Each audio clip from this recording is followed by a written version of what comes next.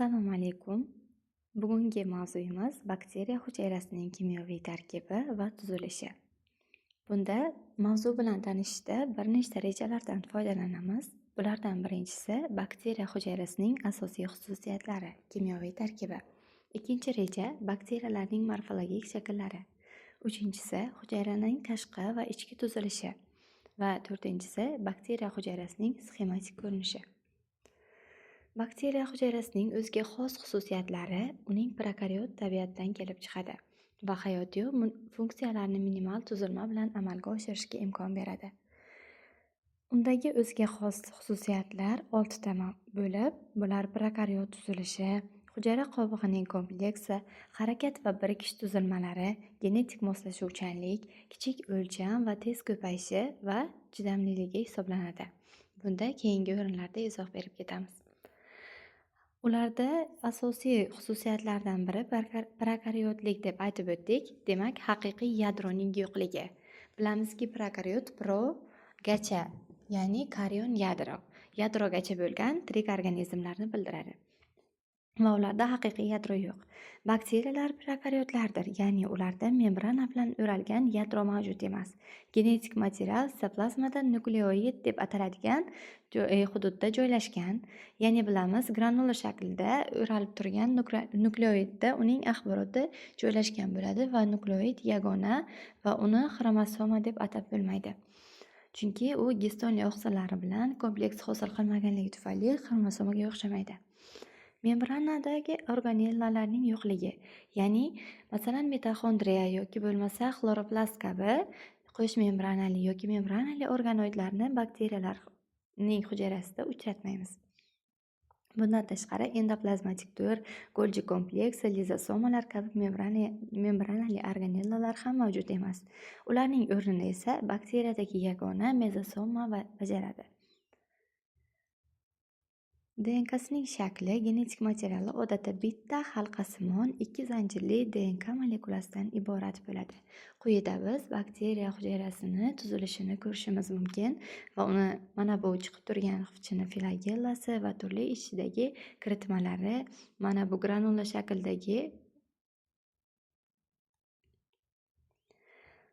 shakldagi uni nukleoidini ko'rishimiz mumkin. Va mana bu halqa shaklda yashil rangda ko'rib turgan tuzilmamiz esa uning plazmidi hisoblanadi. Hujayra devori peptidoglikan yoki murein. Bu tuzilma hujayraning shaklini saqlaydi va osmotik bosim tufayli yorilib ketishidan himoya qiladi. Uning asosiy komponenti peptidoglikan yoki murein bo'lib, bu bakteriyalarga xos bo'lgan qatlamdir. Gram bo'yashiga reaksiyani ham aynan mana shu qatlam beradi. Hujayra devorining tuzilishi bakteriyalarni ikkita katta guruhga ajratadi. Gram musbat, ya'ni qalin peptidoglikan qatlamini uchratishimiz mumkin va gram manfiy bakteriyalar, yupqa peptidoglikan qatlami va qo'shimcha tashqi membrananing mavjudligi.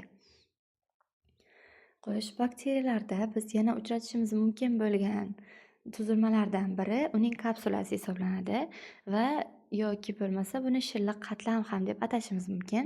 Ko'pgina turlarda bakteriya devorining tashqarisida joylashgan yopishqoq qatlam mavjud bo'lib, u fagositozdan himoya qilish va yuzalarga yopishish, ya'ni adgeziya uchun xizmat qiladi va bundan tashqari bakteriya hujayrasini turli xil nojo'ya yoki noqulay ta'sirlardan himoya qilishda ham kapsula yordam beradi va kapsulaning boshqa qobiqlardan farqli jihati u bakteriya yuzasida umrbod bo'ladi. Va bakteriyani harakatlanish organoidi flagellalar bilan tanishamiz. Flagellalar ko'pgina harakatchan bakteriyalarda mavjud bo'ladi, ya'ni uzun ip shaklidagi organoidlar bo'ladi. Tuzilishi oqsildan tuzilgan va ular motor kabi harakatlanish orqali suvli muhitda bakteriyani siljitadi. Fimbriyalar esa bular qisqa va tuksimon o'simtalar bo'lib, asosan yuzalarga va boshqa hujayralarga yopishish, ya'ni adgeziya uchun ishlatiladi. Demak, buning funksiyasi biz ko'rib o'tgan kapsula bilan biroz o'xshash ekan. Jinsiy plastlar yoki pililar deyish mumkin. Bular genetik material almashinuvi, ya'ni konjugatsiya paytida ko'prik vazifasini o'taydi.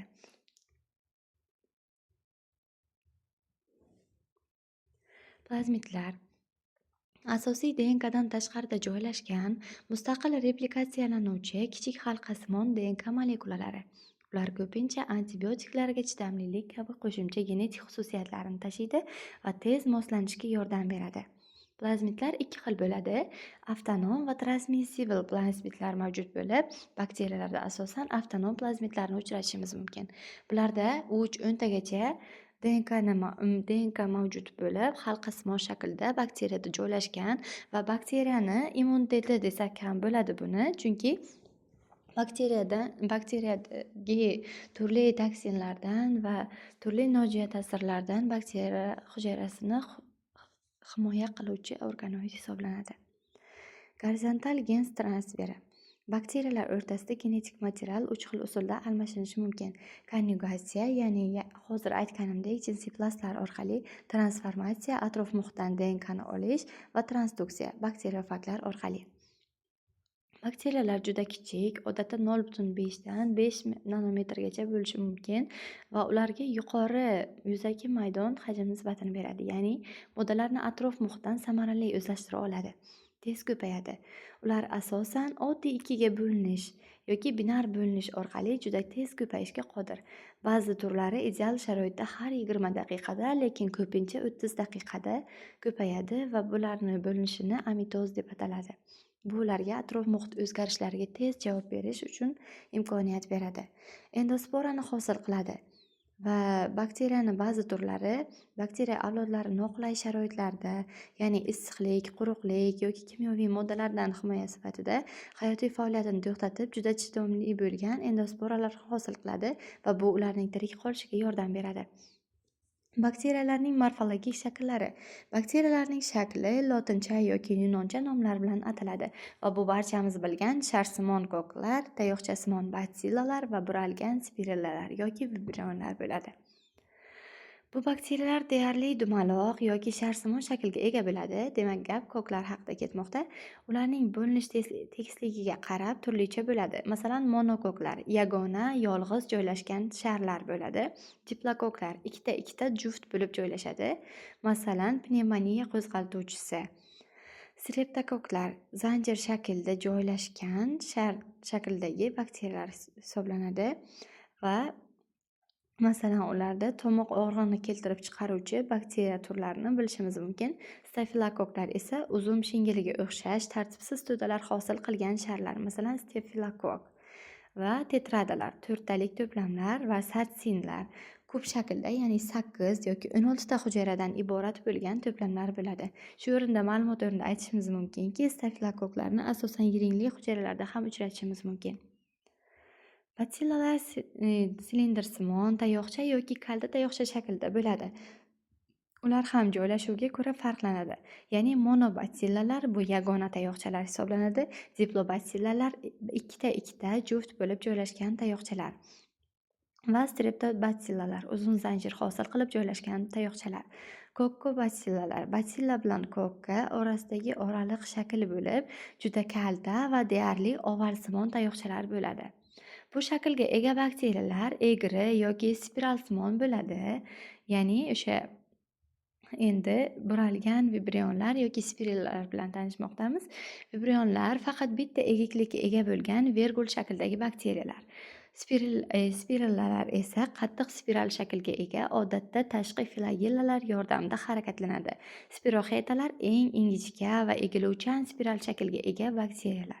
Ular ichki flagellalar, ya'ni aksional filamentlar yordamida burama harakatni amalga oshiradi va bu ularning qalin muhitda ham harakatlana olishiga yordam beradi.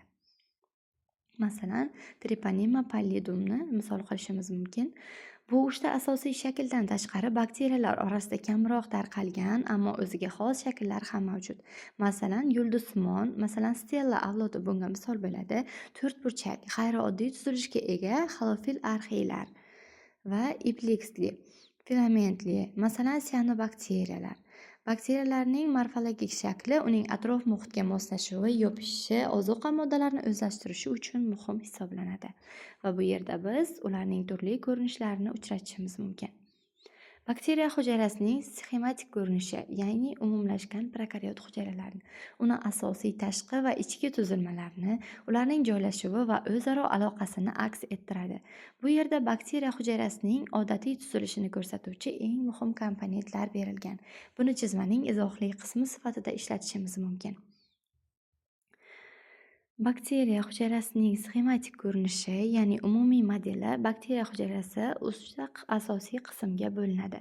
Tashqi qatlamlar, sitoplazma va unga bog'liq bo'lgan tuzilmalar hamda qo'shimcha tuzilmalar.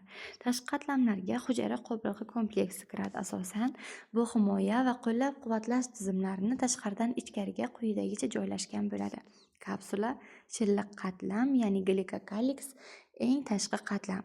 Hujayrani quritishdan va fagositozdan himoya qiladi. Hujayra devori, ya'ni cell wall, kapsula ostida joylashgan qattiq qatlam, asosan peptidoglikandan iborat bo'lib, hujayraga shakl beradi va osmotik bosimga qarshi turadi. Sitoplazmatik membrana – bu barcha tirik organizmlar uchun universal bo'lgan membrana. Bakteriyalarda ham, boshqa organizmlarda ham mavjudligini ko'rishimiz mumkin, ya'ni hujayra membranasi. Devor ostida joylashgan bo'ladi, moddalar transporti va energiya ishlab chiqarish uchun javobgar va yarim o'tkazuvchan to'siq bo'ladi. Bunda aktiv va passiv transportlarni ko'rishimiz mumkin. Ikkinchi qism esa sitoplazma va unga bog'liq tuzilmalar. Bu hujayraning ichki faol qismi bo'lib, metabolik jarayonlar shu yerda amalga oshadi. Sitoplazma hujayraning ichini to'ldiruvchi suvli, gelsimon suyuqlik. Nukleoid membranasiz tartiblangan genetik hudud. Hujayraning asosiy halqasimon DNKsi shu yerda joylashgan bo'ladi. Plazmitlar yuqorida aytib o'tganimdek, nukleoid DNKsidan tashqari, ya'ni alohida mavjud bo'lgan kichik qo'shimcha halqasimon DNK molekulalari, odatda antibiotiklarga chidamlilik genlarini tashiydi. Va yana bitta narsani aytib o'tishimiz kerakki, bakteriyalar jinsiy plastlar orqali qo'shilganida o'zining plazmidini bir-biriga o'tkazadi va bu ularga yangicha genlarni va yangicha muhitga chidamlilik genlarini o'ziga olishiga yordam beradi. Ribosomalar oqsil sintezini, ya'ni translyatsiyani amalga oshiruvchi kichik zarrachalar. Ribosomalar prokaryot va evkaryot hujayralarda birdek mavjud bo'ladi va ular RNK tutadi o'zida. Qorbobocha shaklda deb o'rganganmiz. Yuqorida kichik subbirlik va pastda katta subbirligi joylashgan bo'ladi va ular asosan oqsil sintezida ishtirok etadi. Va kiritmalar, energiya va ozuqa moddalari, masalan glikogen, yog' zaxiralari. Bakteriya hujayrasi ham barcha hujayralar singari kiritmalarga ega bo'ladi. Buni passiv va aktiv diffuziya deb aytib o'tdim. Qo'shimcha tuzilmalari, harakatchanlik va birikish, masalan flagellalar. Hozirgi aytganimizdek, hujayrani suvli muhitda harakatga keltiruvchi uzun ipsimon o'simtalar bo'ladi va fimbriyalar hujayra yuzasidan o'sib chiqqan qisqa tuksimon o'simtalar. Yuzaga yopishish, adgeziya ya'ni va genetik almashinuv uchun xizmat qiladi. Va bu bilan bugungi mavzuyimiz nihoyasiga yetdi. E'tiboringiz uchun rahmat.